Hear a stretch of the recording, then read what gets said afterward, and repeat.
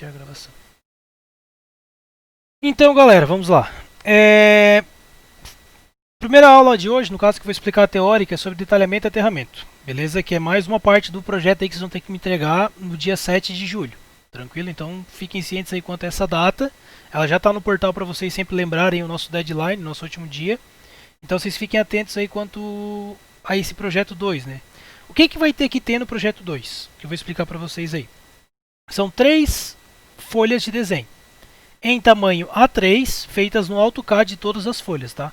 Então vocês vão ter que preparar aquela folha 3, botar a margem, botar o selo, botar o nome dos projetistas, tudo bonitinho. São 3 pranchas de desenho. Aí vai ter a prancha 1/3, 2/3 e 3/3. Já estou explicando para vocês, ó. A prancha 1/3 vai ser a prancha onde vai estar o projeto da planta baixa, que é aquele desenho de cima do projeto 2, que já está no portal. Vocês vão baixar aquele arquivo, aquela planta, e vão fazer o desenho em cima daquela planta lá. Junto com essa planta, do lado, vai ter a tabelinha de legenda daquele desenho, que é a legenda onde mostra o que seria cada desenho, cada simbologia, né? Vai lá, tomada baixa, tomada média, tomada alta. A legenda, inclusive, eu já deixei para vocês também lá no portal, vocês conseguem baixar e utilizar ela, tranquilo? Se não quiser fazer uma do zero, já tem uma pronta lá também. Então essa é a prancha 1/3. Prancha 2/3 vai ser a prancha onde vai estar o desenho do padrão de entrada, que é aquele desenho do poste, que mostra lá o medidor. Junto com o desenho do padrão de entrada vai ter que estar o diagrama do padrão de entrada, tranquilo? Que aí é o diagrama elétrico de como está o teu padrão de entrada, e onde vai estar aquele desenho do medidor, do DPS. Ah, professor, aquele desenho onde é que está? A gente já fez? Não, vocês não vão fazer. Esses dois desenhos que eu falei aqui agora para vocês é aquele Ctrl+C, Ctrl+V da norma da Celesc. A gente faz isso mesmo durante um projeto, copia aquele desenho, usa aquele conversor do AutoCAD que eu mostrei para vocês e cola na folha. Depois, é claro, né, tem que alterar, é um Ctrl+C, Ctrl+V bem entre aspas aí, né? Tu vai ter que alterar de acordo com o teu projeto. Tem que botar lá o disjuntor se ele é tri, se ele é mono, se ele é bi, qual a corrente nominal dele, qual a corrente de curto-circuito dele. E esse diagrama aí. O diagrama também já está pronto na norma da Celesc, tá? Tu consegue baixar, converter, já está prontinho lá para ti. E adicionar ali. Aí tu vai ter lá o desenho do padrão de entrada, poste, o desenho do diagrama. Junto com esses desenhos, tu vai colocar também o desenho do diagrama de disjuntores da tua casa, da parte de dentro daí. Também é um diagrama elétrico e cada quadro do teu projeto vai ter um diagrama. Quantos quadros tem esse projeto que eu dei para vocês aí? No mínimo 2. É uma casa de 2 andares. Cada andar tem que ter um quadro elétrico. Tranquilo? É isso que a norma NBR 5410 recomenda pra gente. Lembrando que ela não é uma norma que ela faz exigências. Ela proíbe algumas coisas, porém ela sempre faz recomendações, tá? 5410. Então a recomendação da 5410 basicamente é o quê? Um quadro por pavimento. Vai deixar mais organizado o teu projeto e também vai deixar mais seguro o teu projeto. Porque, vamos citar um exemplo, né? Caso algum equipamento elétrico dê problema no segundo andar, tu consegue correr até o quadro ainda nesse andar e realizar o desligamento via painel, via quadro, né? Se algum equipamento dê problema no primeiro andar, tu consegue correr até o painel ainda no primeiro andar. Não tem que subir nem descer escadas na correria ali, na hora do afobamento, vamos dizer assim, né? E acabar causando algum acidente, por isso que a gente se evita dessa maneira. Tranquilo? Então o que eu quero de vocês? Pelo menos 2 quadros de disjuntores na casa. Professor, pode ter 4 quadros de disjuntores a casa? Pode ter. Tranquilo? Não recomendo, porque não é uma casa tão grande assim para ter tanto quadro de disjuntor. Porém, um por andar pelo menos é a recomendação da norma. Então vai ter o que? Um quadro de disjuntor embaixo e um em cima. O quadro de disjuntor embaixo, tu vai receber energia do padrão de entrada. Então a energia chega no quadro de baixo. Faz a distribuição para todas as cargas de baixo e também do quadro de baixo vai sair energia para o quadro de cima. Então, além dos disjuntores para ligar as cargas embaixo, vai ter que ter um disjuntor a mais que vai levar a energia para o quadro de cima. Por exemplo, aquela casa ali provavelmente vai dar uma casa trifásica, beleza? Porque é uma casa grande, tem bastante banheiro, bastante chuveiro, então vai ter uma casa trifásica. Preciso levar as 3 fases para cima, professor? Tu não é obrigado a levar. Tu pode fazer o quê? Traz 3 fases para baixo. E para cima, se não for necessário, se quiser até economizar, tu pode levar 2 fases, aí tu pode botar um disjuntor bifásico, tu pode levar uma fase só, aí tu bota um disjuntor monofásico, ou se não tu pode levar as 3 fases, aí tu vai botar um disjuntor trifásico no teu barramento lá e levar a energia até lá em cima. Daí tu vai levar as 3 fases lá para cima, tá? Ou 2 ou uma. Quem decide isso é vocês, os projetistas. Então, ó, como são 2 quadros, vão ser 2 diagramas disjuntores, tá? Um para o quadro do pavimento inferior e outro para o quadro do pavimento superior. Tranquilo? Então já fiquem cientes disso. Prancha 2, então, desenho do padrão de entrada, poste, diagrama de disjuntor do padrão de entrada, diagrama dos disjuntores dos quadros que tem na residência. Ô Marcelo, pode falar. O slide tá no primeiro ainda ou é que travou o meu aqui? Tá no primeiro ainda, beleza? Ah, tá. Eu tô explicando o que vocês vão ter que me entregar no final. Já vou iniciar aqui, ó. Beleza. Depois a última prancha de desenho, que é a prancha 3/3 de vocês, é onde vai constar detalhamento e aterramento, que é o que eu vou explicar aqui hoje, e planta situacional, que é o que eu vou explicar aqui hoje também. Tranquilo? Então fiquem cientes aí quanto a essa última prancha aqui agora. Basicamente essa prancha, tá, pessoal, também vai ser incumbida de Ctrl+C, Ctrl+V na parte de detalhamento e aterramento, alterar de acordo com a sua necessidade. E por fim, a última parte, que é a planta estacional, a gente vai ver hoje como é que a gente faz ela. Beleza? Que também não é tão difícil. Basicamente a gente vai pegar uma foto via Google Maps de algum local, onde vai estar o terreno da construção, e vamos construir a planta estacional, colocando as informações necessárias para ela. Então, iniciando aqui a aula, pessoal, detalhamento e aterramento, ela consta, no caso da nossa parte de projeto, em elaboração dos detalhes construtivos, conforme está aqui demonstrado para vocês, em vermelho, né? Então aqui, ó, chegamos nessa parte aqui de aterramento, tá, pessoal? Vou comentar algumas coisas. Deixei aqui a aula bem textual para vocês, para depois vocês poderem usar esse material como leitura e como revisão. Mas vamos falar um pouco aqui sobre aterramento. Vou citar aqui algumas frases dos textos que está aqui aparecendo para vocês que eu acho importante, tá? Então, primeira coisa, tá? O aterramento ele tem esse nome porque ele é uma ligação intencional com a terra, tranquilo? Então ele tem que proporcionar um caminho de baixíssima impedância, que seria baixíssima resistência e reatância elétrica, tranquilo? Para ter um caminho bem facilitado da corrente, que a gente muitas vezes chama de fuga de corrente, né? Para essa terra, tranquilo? Para retirar qualquer potencial que pode ser perigoso da carcaça de um equipamento e qualquer mau funcionamento, qualquer fuga de tensão ou de corrente, no caso, né? Que está ocorrendo no equipamento em si, beleza? Então o aterramento ele serve para isso, ele é uma ligação que a gente vai ver aqui hoje, que é uma ligação funcional e também uma ligação de proteção. Tranquilo? Então, a gente vai ver aqui agora esses dois tipos de aterramento. Então assim, ó, o que um aterramento, né, o que a falta desse aterramento pode acabar ocasionando? Vamos citar como exemplo, normalmente o computador, né, tem esse problema aí, né, que a gente encosta na carcaça e acaba tomando choque quando não tem um aterramento bom. Por quê? Porque está tendo uma fuga de tensão de algum equipamento, tranquilo, que acaba energizando essa carcaça ou por contato direto ou por indução, tranquilo, e quando tu encosta ali, tu acaba tomando esse choque. Esse choque normalmente não é de um grau assim tão elevado, então dificilmente leva a pessoa a óbito ou acaba ocasionando algum acidente maior. Porém, quando a gente vai trabalhar em locais mais perecíveis, por assim se dizer, né, esse nível de tensão, essa fuga de corrente, pode acabar ocasionando algum faiscamento e acabar ocasionando algum acidente maior. Isso quando a gente está levando a áreas industriais, por assim se dizer, né. Então, uma outra coisa importante que eu queria falar dessa parte de texto aqui, né, para vocês saberem, é que o aterramento, tá, ele é mensurado pelo órgão distribuidora ou cooperativa no momento que eles vão instalar o teu padrão de entrada. Tranquilo? Então, quando tu prepara o padrão de entrada ali, a parte civil dele, e deixa no caso o poste enterrado, dependendo como for teu padrão de entrada, né? A distribuidora, a cooperativa vem até o local fazer a instalação, ligar o relógio e ligar os fios até o poste. Tu vai ter que deixar preparado ali já o aterramento. A cooperativa distribuidora vai fazer a medição desse aterramento, tranquilo, normalmente ela faz isso durante o processo de vistoria, e na medição, que é, no caso, estipulada, por uma regra, no caso, vamos dizer assim, por senso comum, né? Isso não está na NBR 5410, é apenas uma indicação. É indicado que, para a nossa região aqui principalmente, a resistência ohmica de aterramento seja no máximo 10 ohms. Beleza? Quando eu falo no máximo é o seguinte, se tiver menos que 10 ohms, melhor.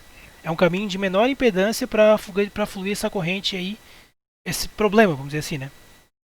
Porém, quando passa de 10 ohms, quer dizer que já é um caminho um pouco dificultado para o aterramento. Beleza? Então a gente vai ter que fazer o quê? ou uma melhoria da malha de aterramento, ou se não um tratamento do solo. Tranquilo? Aí utilizando, por exemplo, iodo no solo, aí tem empresas que fazem isso e fazem esse tratamento para reduzir um pouco a resistência. Beleza? Primeira opção normalmente para nós projetistas é melhorar a malha de aterramento. Depois eu vou mostrar para vocês como é que a gente faz ali a via desenho, tá? Como é que a gente faz essa melhoria aí desse nosso aterramento. Algumas outras regiões, principalmente regiões mais rochosas, tipo assim, na serra, beleza? A resistência de aterramento lá é um pouco mais elevada. Então lá os órgãos às vezes permitem resistência de aterramento um pouco maior. Como como eu falei para vocês, uma região muito rochosa, né? Onde por mais que eu cave e tal, o aterramento é um pouco dificultoso de se executar, eles vão permitir um pouco mais de resistência ômica no aterramento. Beleza? Mas saiba que aqui para nossa região normalmente o valor é de 10 ohms indicado, né?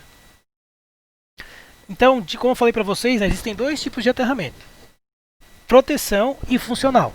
Beleza? O que vocês mais conhecem, provavelmente, né, do dia a dia, de uso comum dos equipamentos, é o aterramento de proteção.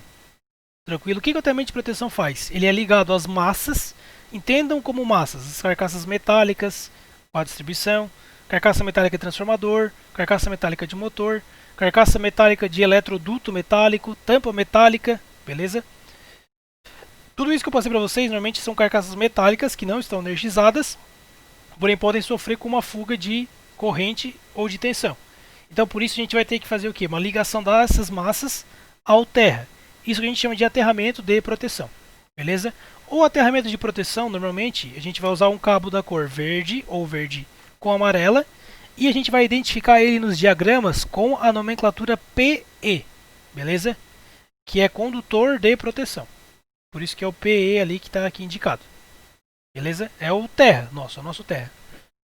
O aterramento funcional, que eu deixei para explicar por segundo, mas aqui no nosso texto se encontra primeiro aqui, né?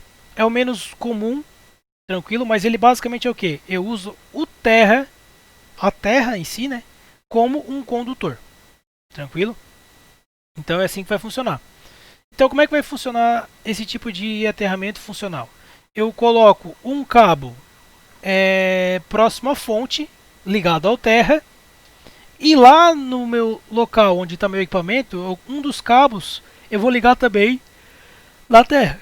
Com isso eu vou estar usando a terra como condutor. Como é que vai funcionar então? Para quem não entendeu ainda, vou fazer aqui um desenho. Temos aqui a nossa fonte, aqui, ó, a nosso fase e nosso neutro. Vou botar aqui o nosso R e nosso neutro do nosso sistema. Tenho aqui um motor que está bem distante. Normalmente a gente faz ligação funcional em locais assim mais distantes. Área rural, tal. Tem uma bomba d'água de um poço artesiano que está aí a 500 metros da casa. Eu quero usar uma bomba d'água para trazer a água de lá. Daí está muito longe esse motor. Eu não quero levar dois cabos até lá para gastar. Com 500 metros de dois cabos, um cabo R e um cabo N. Um cabo N, né? Posso usar outra coisa? Ou tu faz lá uma usina, né, de geração off-grid. Se ela bota lá uma placa solar lá para ligar aquela bomba, ou se não, uma outra opção é tu levar a energia até lá dessa maneira. O cabo R de fase, tu vai levar ele, então tu vai levar um cabo até lá e vai ligar no motor. 500 metros de cabo, vamos imaginar até lá, né? O cabo N tu pode fazer o seguinte: tu liga ele aqui, ó, na terra, tranquilo. E o outro cabo aqui, ó, que seria o retorno do motor, tu também vai pegar e vai ligar na terra. Vai funcionar normalmente, tá, pessoal? Por que isso? Porque, ó, aqui, ó, como a gente ligou no terra, aqui a gente vai ter o que? 220 de diferença de potencial em relação à terra. Com isso, como eu fiz esse tipo de ligação, ó, aqui também eu vou ter 220 em relação à terra, tá? Então não é que a corrente vai fluir, ó, daqui até aqui, beleza? Pela terra. É que ela vai descarregar aqui, ó, e lá próximo lá ela vai ser drenada, vamos por assim se dizer, né? Daqui. Tranquilo? Então ele vai puxar, já que a Terra é um corpo imenso, né? O planeta Terra, eu estou falando agora, né? E é um corpo neutro. Tranquilo? Por mais que ocorram ali descargas atmosféricas de elevadíssima tensão e corrente, não.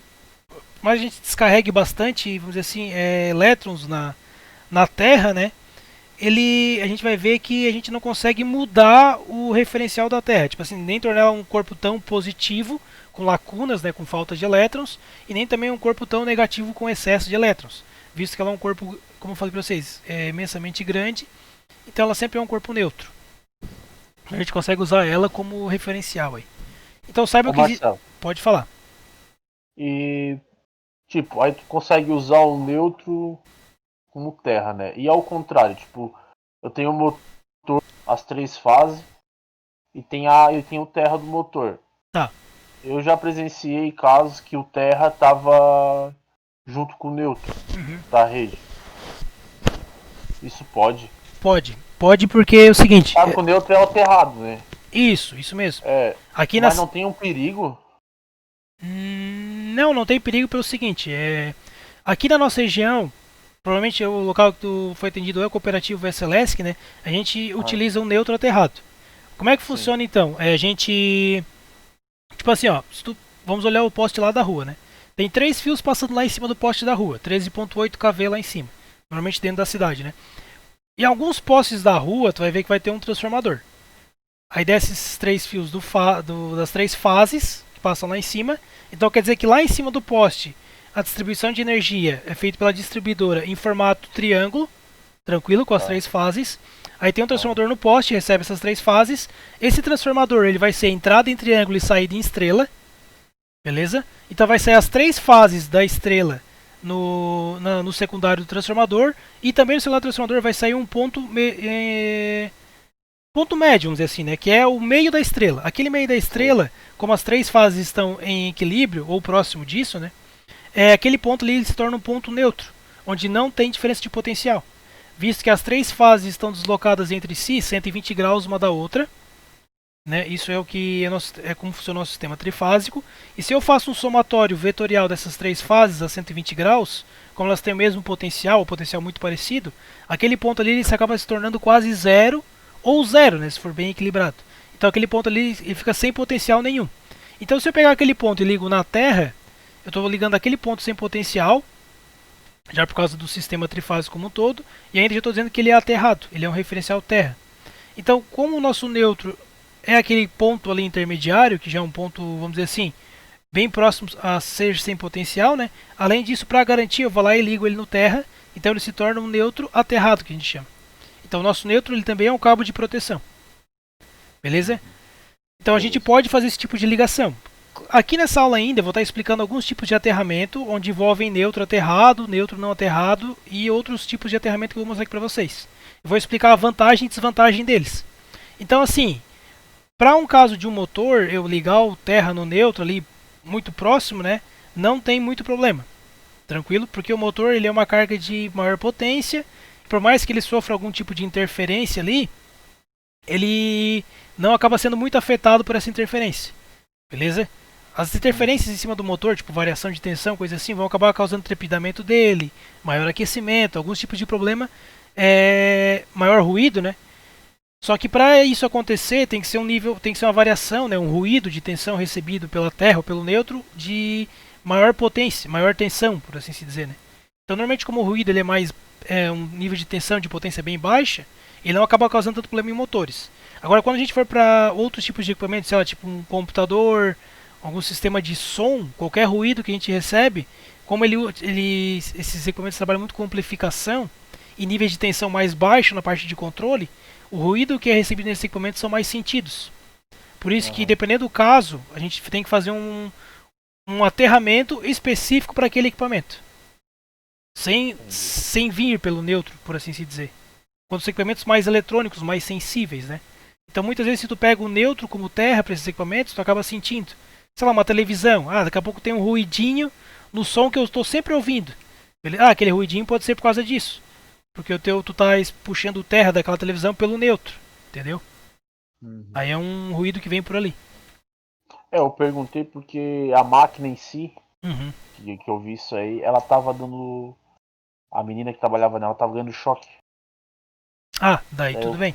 Daí talvez... daí eu fui lá, olhei, eu vi que ela não tava aterrada. Aí eu aterrei a carcaça do painel. Isso. E eu vi que o terra do motor tava no neutro, tava no neutro da rede. Aí eu tirei fora e botei no terra que eu fiz. Tu fez um terra isolado. Aí tu já vai ver ali que vai aparecer vai aparecer aqui o sistema aqui. Aí tu vai ver qual é a vantagem de um em relação ao outro. Dela parou de tomar choque, provavelmente, né? Aham. Uhum. Não, fizesse certo. Como eu falei, pro equipamento em si, ele não sentiu quase nada de diferença. Agora, como tinha uma operadora ali que estava acabando tomando esse problema, se ela reclamou, né, nada mais justo fazer isso pra...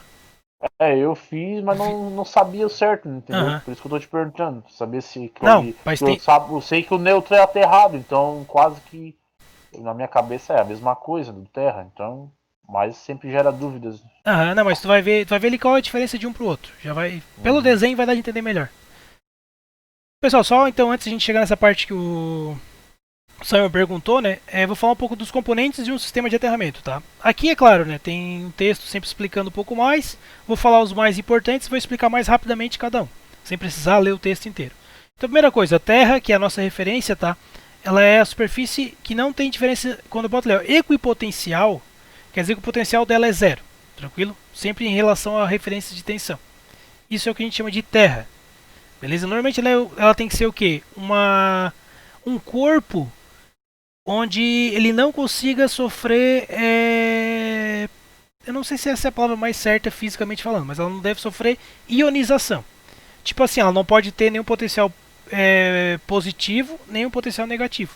Ela tem que ser um corpo que ela consiga lidar com altas cargas, ou receber alta quantidade de elétrons, né? Ou alta quantidade de retirada de elétrons. Normalmente esse corpo, a gente tem sempre, né, que é o mais facilitado para nós, é a Terra.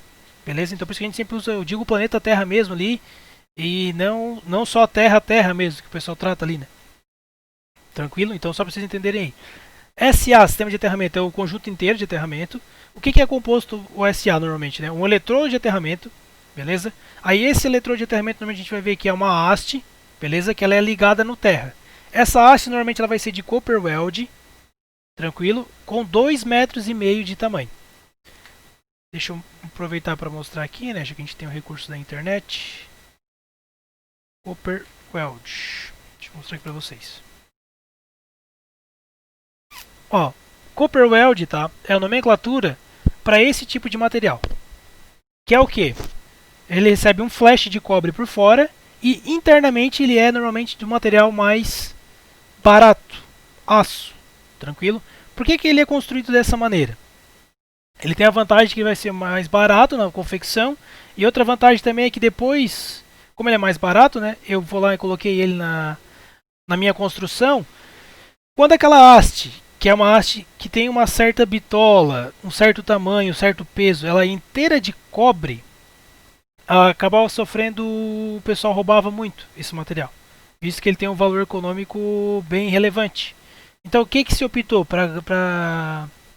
como solução, né? Construir esse material dessa maneira conforme está ali a figura. Por dentro é um material e por fora ela recebe esse flash de cobre. Por quê? Porque o cobre é um material que possui uma resistividade elétrica menor do que o aço, tranquilo? Então, normalmente a gente opta por a camada externa dele, que é onde vai ter o contato realmente, seja desse material.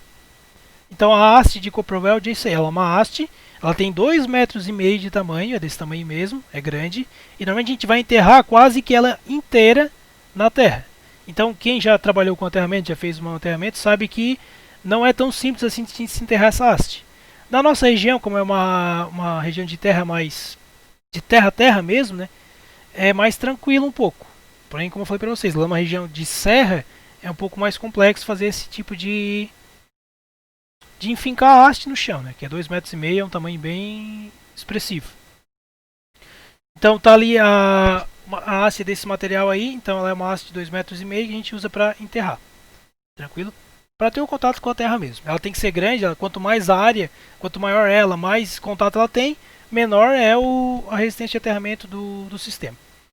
Terminal de aterramento principal é o terminal que vai ligar o condutor de aterramento ao condutor de proteção. Beleza? Conforme está aqui. Ó.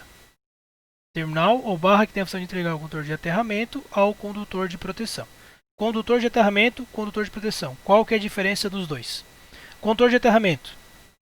Vou aproveitar, vou ler aqui, tá? Que isso aqui está explicando bem certinho. O condutor que interliga o terminal de aterramento ao principal eletrodo do aterramento. Então o que acontece? Tem um cabo que a gente vai ligar no eletrodo. Então vai ter uma haste, a gente vai enfincar a haste 2,5 metros, vai ficar ali uns 15 centímetros para fora essa haste. Eu vou pegar e vou ligar um cabo nessa haste a partir de um terminal, tranquilo, que não é esse terminal aqui, é um outro terminal, já vou mostrar aí para vocês, terminal cunha que a gente chama, e vamos interligar essa haste. Essa haste ela vai para dentro do nosso quadro de medição, que é o nosso quadro onde está o medidor lá, o vulgo relógio, né, que o pessoal chama lá da energia. Então vai estar lá o medidor, esse cabo vai chegar até ali.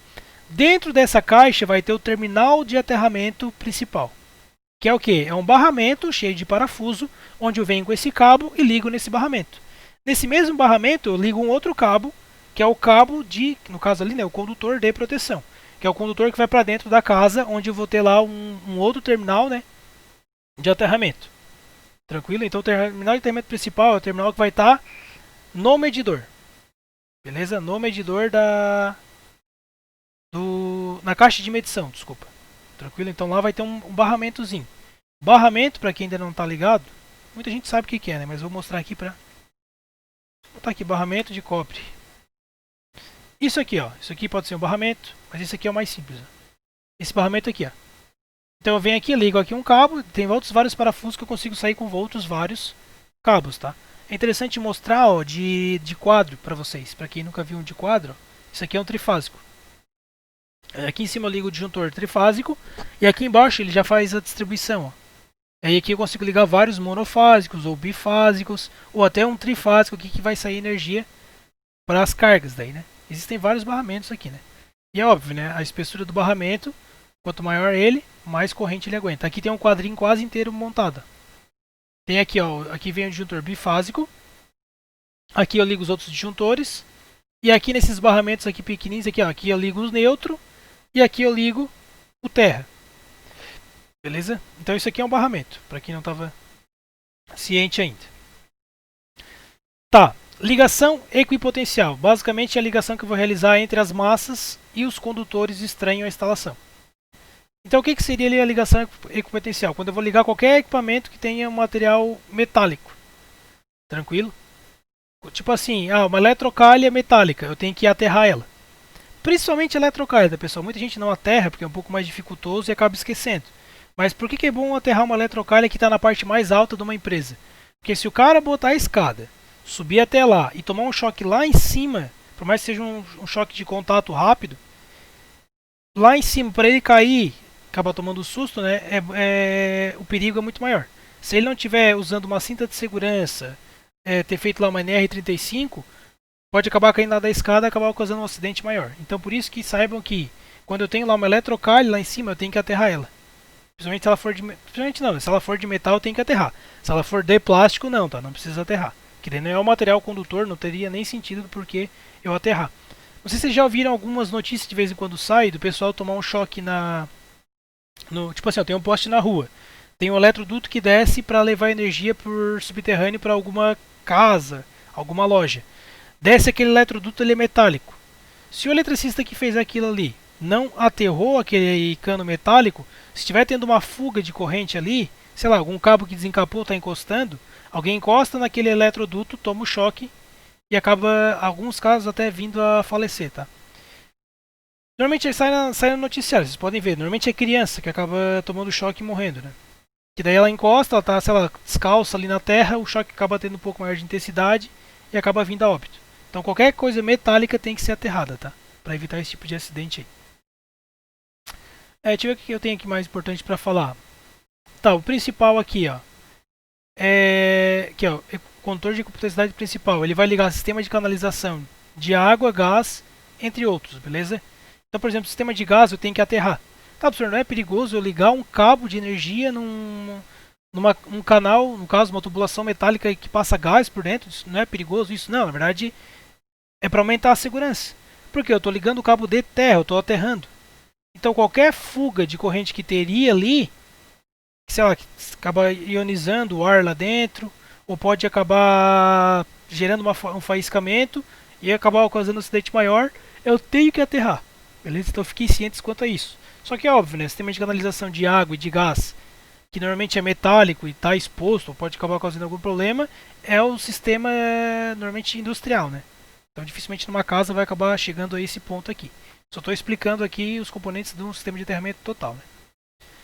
Suplementar aqui é para ligar esse tipo aqui, ó, de equipamento, beleza? Que daí é o que? O SPDA, S, sistema, P, proteção, D, descarga atmosférica. Tranquilo? SPDA. E também sistema, por exemplo, de aterramento dos eletrodos da antena externa de uma televisão. Condutor de proteção eu chamo de PE, que daí é o condutor que interliga as massas. Isso aqui é condutor só de aterramento, tá? Por quê? Porque existe o condutor PEN aqui, ó, PEN, que é o condutor que serve tanto para proteção quanto para neutro. Já que o nosso neutro é aterrado, o próprio neutro eu utilizo como proteção também. Como eu faço isso na tomada em casa? A tomada tem 3 furos.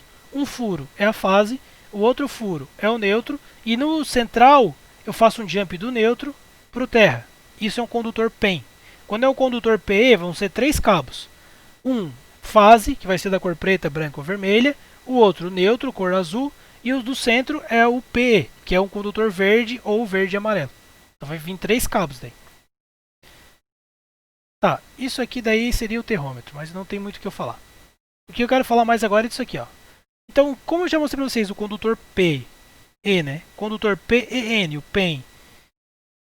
Existem 2 tipos de cabo diferentes. Com isso, existem alguns tipos de aterramentos que podem ser feitos no teu sistema, beleza?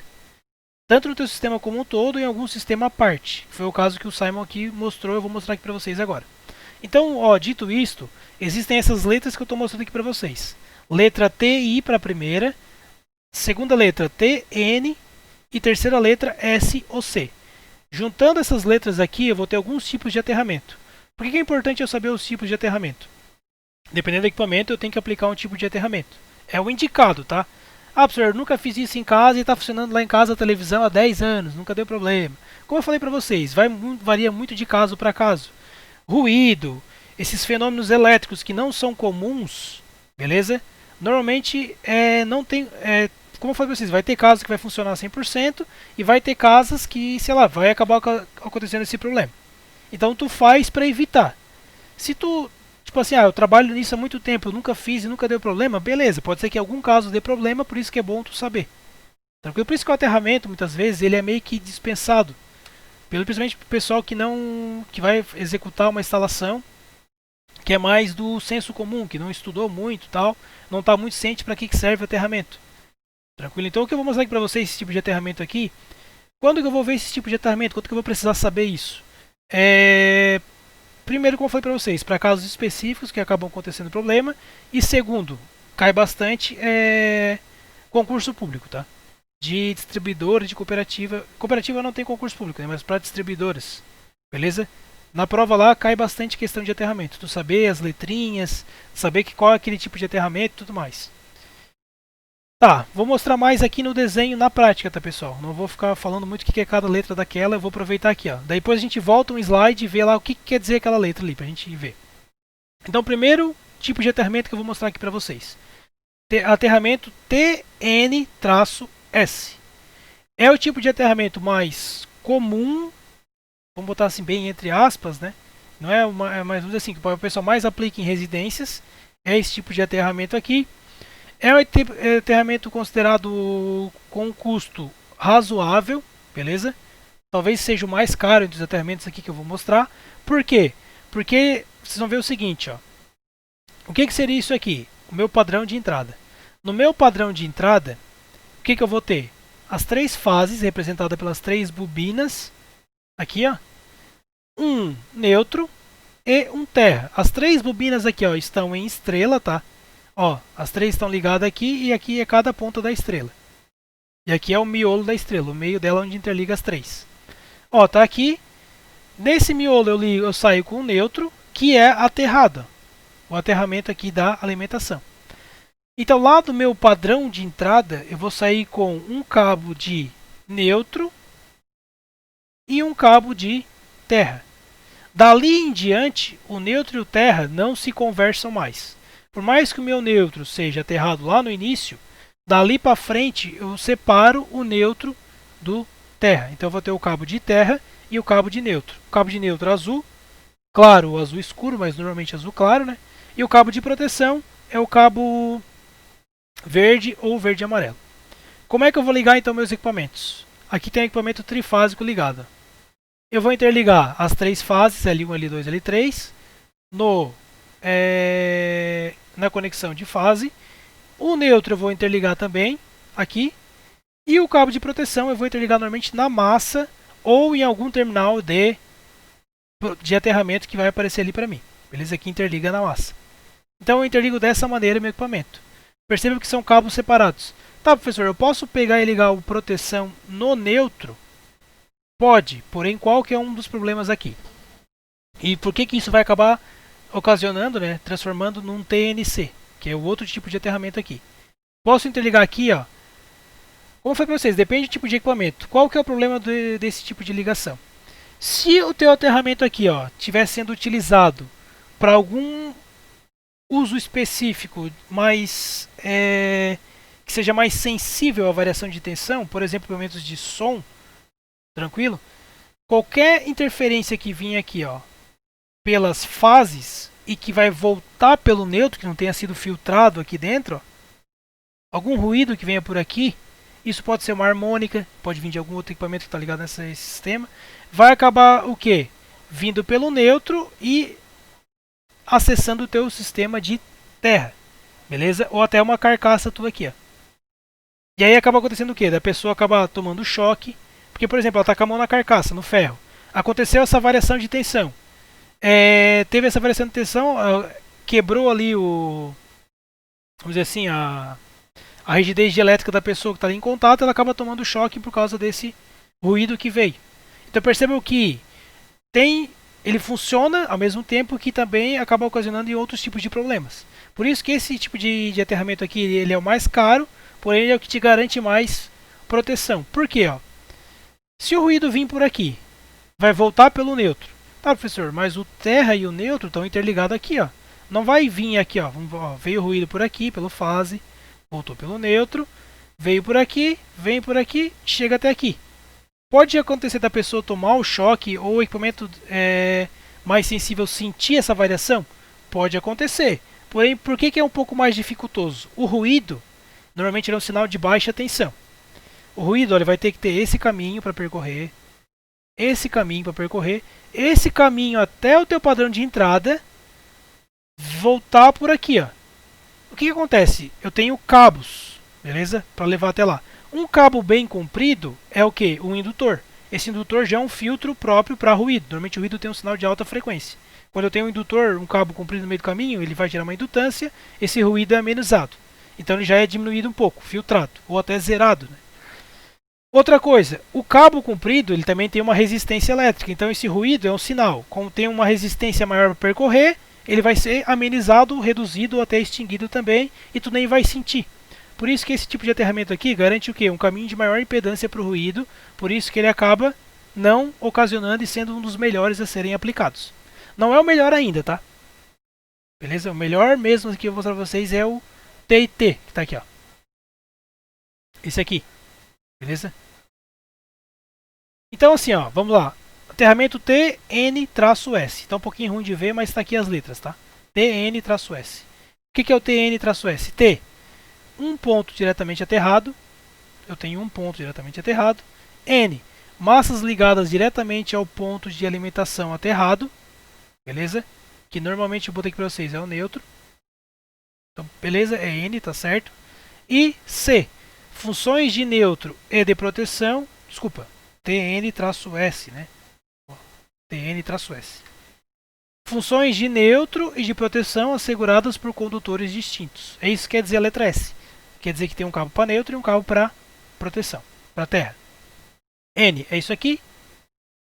E T, um ponto diretamente aterrado. Continuando agora. Vamos para o segundo aqui. Os outros vão ser mais rápidos, tá? Vou explicar, não vou demorar tanto igual o primeiro. TN-C, ó. 3 fases e o condutor de terra e neutro são os mesmos. O condutor PEN agora. Beleza? Normalmente é um cabo azul fraco. Então esse cabo azul fraco ele é tanto terra quanto neutro. Como é que eu faço a ligação? tanto o neutro quanto o terra eu ligo nesse cabo aqui. Qual que é o problema? Aquele que eu falei pra vocês. Veio o ruído por aqui, ó, veio por aqui, já tá aqui do ladinho, ó. Normalmente é um jumpzinho que o cara faz aqui, ó. Ele já volta pra cá e acaba sendo sentido na carcaça metálica. Beleza? Então tá ali o aterramento, porém tem esse problema principalmente quando acontece ruídos. Continuando aqui então. Condutor T-C-S. Desculpa, TN-C-S. O que é isso aqui, ó? Tenho aqui um condutor PEN até aqui, ó. Então, um equipamento eu ligo, ó, neutro e terra no mesmo cabo. Isso pode acontecer em casas, tá? Tipo assim, as tomadas lá de trás de casa, da edícula lá. Vou usar para ligar liquidificador, equipamento que eu vou ligar de vez em nunca. Fiz lá atrás de casa uma, sei lá, uma cozinha gourmet, que eles chamam, espaço gourmet lá. Que é usado de vez em quando para festa, alguma coisa. O que acontece? Não quero levar um neutro, um terra até lá para não gastar, quero economizar um pouco. Tu leva um condutor PEN, que é um proteção em neutro até lá, e lá tu liga o que? Neutro no terra. Já que o nosso neutro é aterrado, eu faço isso lá atrás. Pelo menos eu tenho lá os equipamentos aterrados dessa maneira. Dentro de casa ou em outros locais, eu separo. Eu gero aqui, ó, um PE separado do N. Aí, tipo assim, meu computador eu vou ligar separado. Vou trazer lá do barramento. Vou garantir um pouco mais. Então, daí, parte da minha casa é PE separado do N. E a outra parte da minha casa é o PEN, PE junto com N. Então, por isso que viram TN-C-S. Que nada mais é que uma junção, ó, do um ponto diretamente aterrado, massas ligadas diretamente ao ponto de alimentação. Parte é S, onde neutro e proteção são diferentes. E parte é C, onde neutro e proteção são combinados num PEN. Tranquilo, vamos para o outro tipo, que é o TT. Esse cara aqui, ó. Esse cara aqui, assim, ó, entre aspas, né? Entre o TNS e o TT, é porque depende muito do tamanho e da distância, não quer dizer que isso sempre vai ser verdade, mas na grande maioria dos casos, para casas, né, como normalmente as casas, para nós meros mortais, não são coisas tão grandes assim, o esquema TT vai ser o esquema mais caro. Em alguns casos, como eu falei para vocês, se tu aplicar o esquema TN-S, se for muito cabo a ser usado, pode ser acabar saindo mais caro. Mas o esquema TT é o mais caro pelo seguinte, por quê? O que é o esquema TT? Isso aqui, ó, é um eletrodo de aterramento. É uma haste de 2,5 metros que eu enfinquei lá no meu padrão de entrada. Isso aqui é o quê? Vamos imaginar o seguinte, eu tenho a minha casa. O meu computador está lá num quarto, no cantinho da casa, lá atrás de casa lá. Beleza? Numa parede lá encostada lá atrás de casa. O que eu fiz? Na frente de casa eu enfinquei uma haste, distribuí toda a minha casa em sistema TNS. Beleza? Bonitinho. Terra e neutro separado, tudo certinho funcionando. O meu computador, eu quero dar uma melhorada. Eu quero garantir que não vai ter ruído no microfone, não vai ter problema nenhum. O que eu posso fazer? Perto do computador, tu enfinca uma haste. Beleza? Tipo assim, na parede do outro lado da tua casa ali, tem terra lá. Tu vai lá, enfinca uma haste lá e liga um terra separado só para ele. Esse esquema TT aqui é o esquema mais caro, porém é o mais protegido disparado. Beleza? Por quê, ó? O sistema aqui, ó, TNS, tá? Por que esse aqui não é melhor que esse? Porque esse aqui, ó, ele tem um terra que é distribuído entre equipamentos. Então, por exemplo, ó, um chuveiro, que é um sistema que gera bastante harmônica, quando eu ligo o chuveiro ali na metade da potência ali, ele gera muita harmônica. Essas harmônicas, elas podem voltar pelo sistema de neutro aqui, ó. Beleza? Então, se ela volta aqui pelo sistema de neutro, como eu tenho aqui o cabo de proteção aqui, ó, compartilhado, pode acontecer o quê? De o chuveiro ou o equipamento tá influenciando o outro. Tranquilo? Porque o meu terra, ele é, por mais que ele seja separado do neutro, ele ainda é compartilhado entre os equipamentos. Nesse caso aqui, ó, dificilmente um ruído vai vir pela terra aqui, ó. Tranquilo? Só se cair um raio ali do lado da tua haste, ou na tua haste, na terra, ou perto, que induziu uma tensão que encostou na tua massa aqui, ó. Se essa tua massa for isolado, ainda assim não vai ter problema, beleza? O que vai acontecer é que vai induzir uma tensão no teu equipamento. Óbvio, se a tensão for muito grande, pode queimar algum equipamento, mas se não for muito grande, não vai dar muito problema. Então percebam que como eu isolei o terra aqui, a chance de ter um problema é muito menor, beleza? O terra é só para aquele equipamento. Então aquele equipamento, se ele estiver interferindo nele, é um problema interno, beleza? Que dificilmente vai acabar acontecendo. O que vai acontecer? O quê? Um problema que vai vir de um ou outro equipamento externo. Então, como eu isolei o terra dele, então dificilmente vai dar problema nesse cara aqui. Mas por que ele é o mais caro? Porque se eu quiser fazer um desse aqui para cada coisa que eu ligar em casa, é uma haste para cada coisa que eu ligar em casa. Perceba que é um pouco mais complexo o problema, né? Por isso que fica mais caro. Esquema IT. O esquema IT é o seguinte. Eu não tenho neutro aterrado. Beleza? Então aqui, ó. Não existe nenhum ponto de alimentação diretamente aterrado. Estão aterradas as massas da instalação. Então como é que eu faço isso aqui? Eu tenho ali 3 fases e eu ligo ao terra via uma impedância. Essa impedância pode ser o quê? Que eu nem ligue nada no terra, está em aberto. Onde que acontece isso? Que é um exemplo, casas mais antigas. Existem casas não mais antigas, tá? Da região aqui de Criciúma mais antigamente. Hoje em dia acho que não tem mais nenhum local que é assim ainda. Mas antigamente as casas elas eram fase. Então era o quê? Fase 220 vinha para as casas. Então os disjuntores dentro de casas tinham que ser o quê? Bipolar, eles eram bipolares. Os interruptores que desligavam as lâmpadas tinham que ter 2 contatos, tudo era mais caro. Então eu nunca conseguia desligar uma fase do equipamento. Sempre ficava uma fase ligada. Então a chance de acontecer um acidente era maior. Então, como antigamente era fase, não tinha nenhum neutro aterrado, nenhum dos condutores eram aterrados. Tranquilo? Então, era esse caso aqui, o IT. Aí o IT, para quem não viu, né, basicamente é isso aqui, ó. Isolação de todas as partes vivas em relação à Terra, ou aterramento de um ponto através de uma impedância. E o T, massas diretamente aterradas, no caso a haste ali, que é a Terra, ligada no teu ponto. Beleza? Que é esse caso aqui, ó. Esses dois, né? TT e o IT, ó. Os dois têm uma haste para equipamento isolada. Esse é o segundo T aqui demonstrado. Então, pessoal, basicamente são esses 5 tipos de aterramento que existem. Eles são as junções daquelas letrinhas que eu passei para vocês. Conforme eu falei para vocês, isso aqui vai ser muito importante para minha carreira como técnico. Como eu falei, se tu pretende fazer uma prova da Celesc, por exemplo, certeza que alguma das questões vai cair sobre isso aqui. Eles cobram bastante a parte de aterramento. Beleza? Se não, é importante tu saber a diferença de cada um para o outro. Não precisa saber a letrinha em si, mas saibam os problemas que eu falei para vocês aqui agora. Eu botei um CLP na minha indústria que está disparando alarme toda hora. Pode ser o quê? Uma indução de tensão, pode ser um problema que vem pela alimentação, ruído. Pode ser um problema de qualidade de energia, então tem que ficar ciente que esses problemas aqui, eles existem. Em ambientes residenciais, tu quase não vê, já que não são equipamentos tão caros, equipamentos tão sensíveis, não são equipamentos de elevada potência, que acabam ocasionando o ruído de um equipamento para o outro, então em casas tu não vê mais. Mas quando vocês forem para uma indústria, vocês vão ver que esses problemas vão acabar acontecendo mais. Quem já trabalha na área sabe, de vez em quando acontece um probleminha louco lá numa máquina, um negócio que tu não consegue solucionar, tu não sabe o que é, aí tu aterra, muda o negócio, arruma umas 3 coisas e de repente volta a funcionar. Isso aí, como eu falei para vocês, normalmente é problemas de qualidade de energia. São problemas de difícil solução, tá? Coisas que demandam o cara ter experiência na área, demanda ter um tempo na área para entender os problemas. Então, por mais que tu inicie agora e estudou bastante, como eu falei para vocês, é difícil tu diagnosticar esse tipo de problema aqui que eu passei para vocês, né? Tá, aterramento era isso, beleza? Tá, professor falou, mas não mostrou como é que ele vai aparecer no meu projeto. Vou mostrar depois no final aqui, não se preocupe, já vou mostrar o desenho que vai ter que ter. Mas antes disso eu vou falar sobre os detalhes construtivos que tem que ter no projeto elétrico. Basicamente, o que vai ter em detalhe construtivo? Quais caixas tu vai ter que usar, para isso vai ter o desenho dele, e o detalhe de como tu monta a tua malha de aterramento. Beleza? Aqui eu botei malha de aterramento, mas muitas vezes a malha de aterramento pode ser uma haste só enfincada, tá? Não quer dizer que uma malha é uma rede embaixo da terra, não é isso. Vou mostrar ali para vocês já. Então o que eu tenho que ter?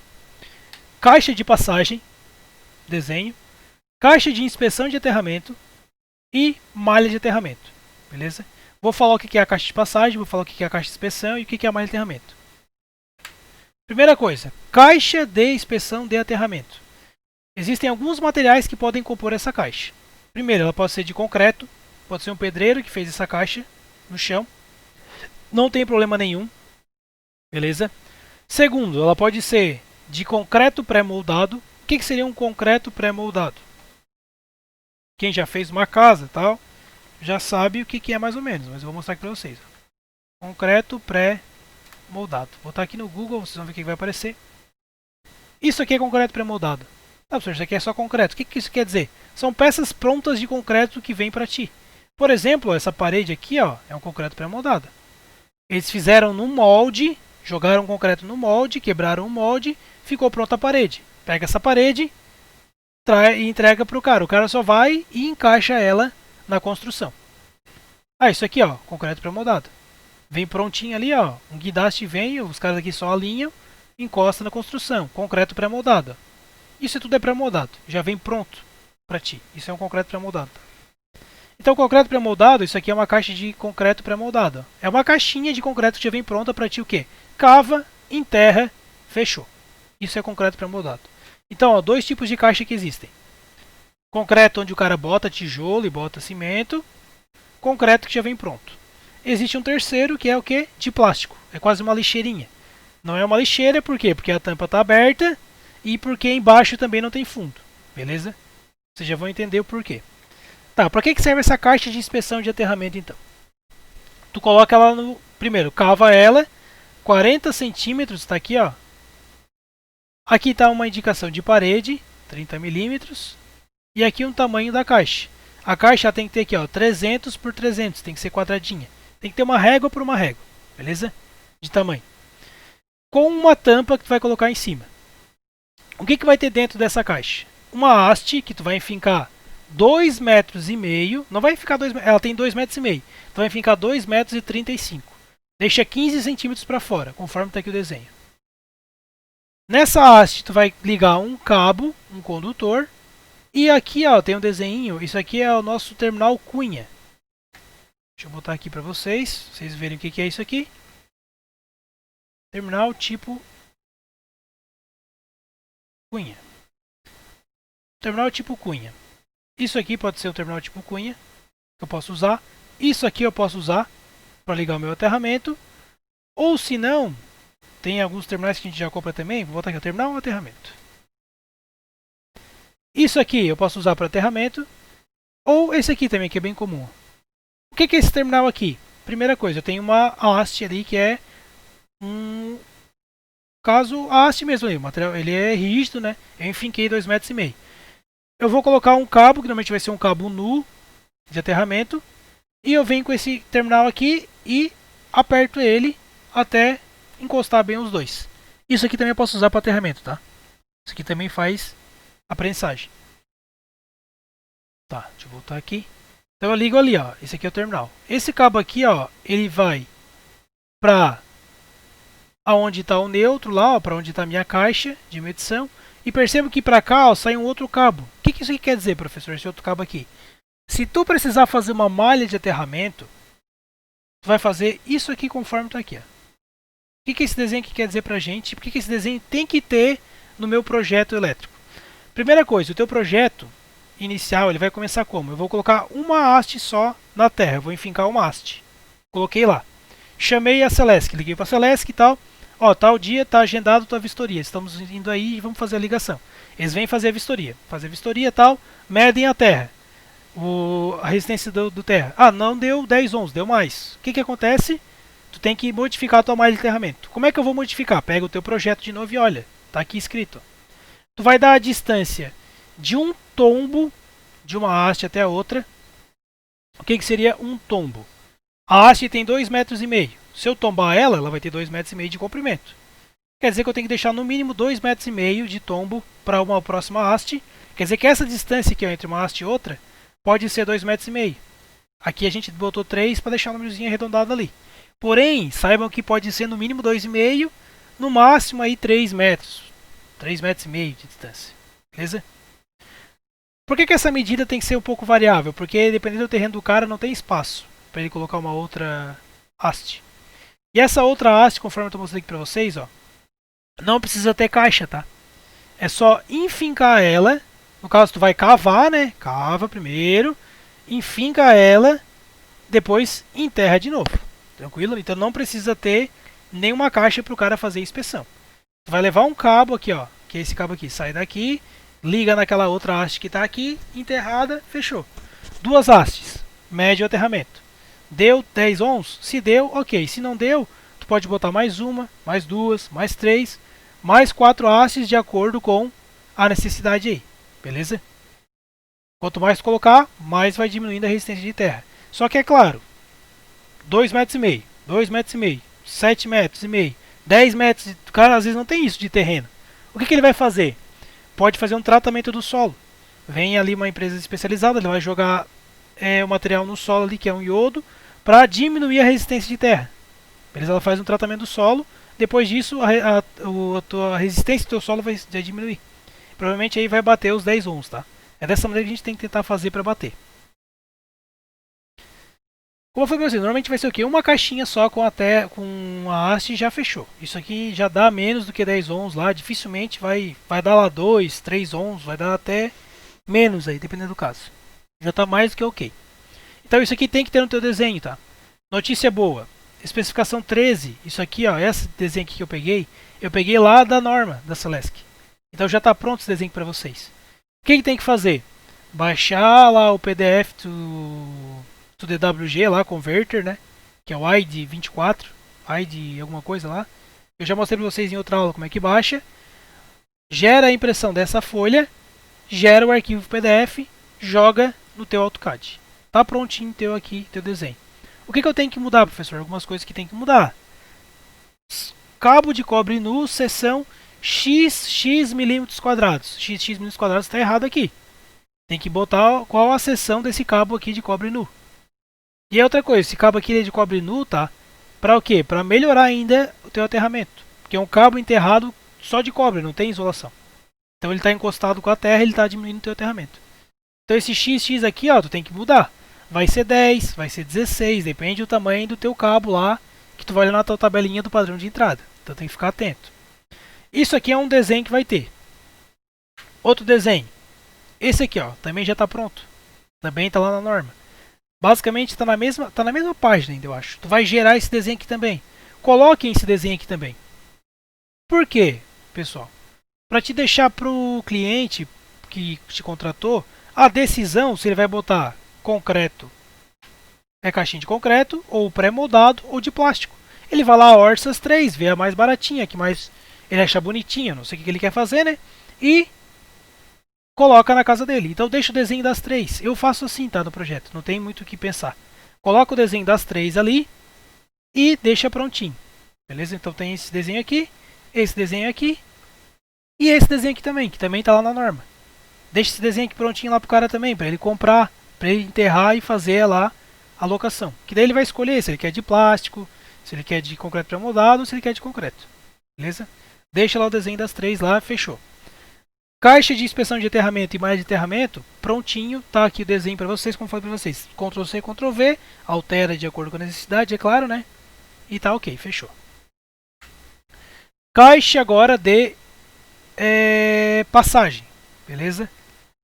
Primeira coisa que eu vou dizer para vocês, caixa de passagem, gravem bem o que eu estou falando para vocês, tá? Ela só vai ter se a tua casa tiver padrão de entrada subterrâneo. Se tu escolher um padrão de entrada aéreo, que foi as duas opções que eu dei para vocês lá na aula, tu vai ignorar esse desenho, não tem por que ele ter na tua prancha, tá? Se ele tiver, é porque tu escolheu a caixa de passagem, desculpa, padrão de entrada subterrâneo. O que é esse desenho aqui? É o desenho da caixa de passagem, que ela vai estar do lado de fora do teu terreno. Já andaram pelo centro de Criciúma? Já pisaram em cima de uma tampa, onde está escrito lá Celesc ou escrito Energia em cima, que é uma tampa de ferro fundido? Se vocês já pisaram, aquela caixa ali é uma caixa de passagem. Por que eu falo no centro de Criciúma? Porque as lojas do centro de Criciúma recebem muita energia subterrânea, mas só se tu vê lá. Então quando tu vê na calçada uma caixa dessa, normalmente vai ser do lado do poste. Tem lá o poste, tem essa caixa do lado do poste. Quer dizer que a energia vem por ali para chegar até na loja, não vem lá por cima. Beleza? Então essa caixa aqui é só para o quê? Para o cara abrir e fazer a verificação de como está passando os cabos ali no subterrâneo. Então essa caixa ela só vai ter se o teu padrão de entrada for subterrâneo. Esse desenho só vai ter se o teu padrão de entrada for subterrâneo, beleza? E outra coisa, tem que ser padronizada, tá? Tem que ser essa tampa aqui, tem que ter aquele tamanho, tem que estar escrito ali o que eles estão pedindo, beleza? Conforme tá ali. Por isso que esse desenho só vai ter se for subterrâneo. Aqui o desenho da tampa, podem colocar também, tá? Essa aqui é a tampa de ferro da parte de aterramento. E era isso aí. Então, aqui pessoal, essa caixa de passagem aqui, ó, para quem não entendeu ainda, tá? Deixa eu só fazer essa fala aqui que às vezes é importante. O que quer dizer aquela caixa ali? Vou abrir aqui o PDF da nossa última aula para de entrada. Deixa eu mostrar aqui para vocês. Aqui, ó. Para quem não entendeu. Não é da Celeste, isso aqui é da CEMIG, né? Mas eu vou mostrar por essa aqui mesmo. Ó. Escolhi subterrâneo. O que vai acontecer? Vai ter lá o teu poste do lado de fora. Vai ter o que? Essa caixa aqui na calçada. Vai descer aqui, ó, aterramento. Vai ter aqui essa sobra de cabo aqui, ó. Essa sobra de cabo. O cabo vai vir por aqui, ó, por esse cano. Do lado de fora do teu terreno ali, ó, vai ter uma outra caixa de passagem com a tampa lá da eletricidade, lá da Celesc. E vai subir aqui, ó, os teus cabos para o teu padrão de entrada, tranquilo? Então perceba que essa caixa aqui só vai existir lá na calçada se o teu padrão de entrada for subterrâneo. Se ele for aéreo, esquece, ignora. Essa caixa aqui não tem. Então fiquem cientes. Então a nossa última prancha de desenho vai ser composta por esse desenho aqui e esse desenho aqui. Beleza? Esse desenho só vai ter se o padrão de entrada for subterrâneo. Tá, professor, precisa ter 3 folhas de desenho A3, não é muita coisa? Se você escolher o padrão aéreo, que não tiver esse desenho aqui, ó, da caixa, se couber esses desenhos aqui, junto com os outros na prancha 2, pode ser composto por 2 pranchas, tá? Não tem problema nenhum. Mas saiba que no mínimo 3 é bom. Primeira coisa, a prancha 1, que é o desenho do projeto da planta baixa, é obrigatório ser numa folha só, tá? Não pode, tem que ser ela e a legenda. Não coloque mais do que isso. Por quê, professor?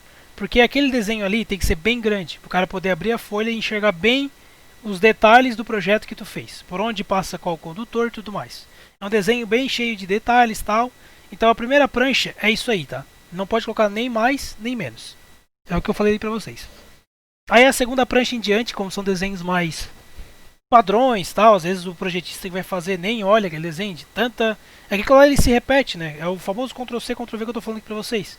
Como se repete muito, então, beleza, ignora. Pode botar meio que numa prancha só, tal. Claro, né? Tem que colocar ali os valores certos, conforme eu falei pra vocês. Principalmente porque o projeto tu vai entregar junto com uma RT.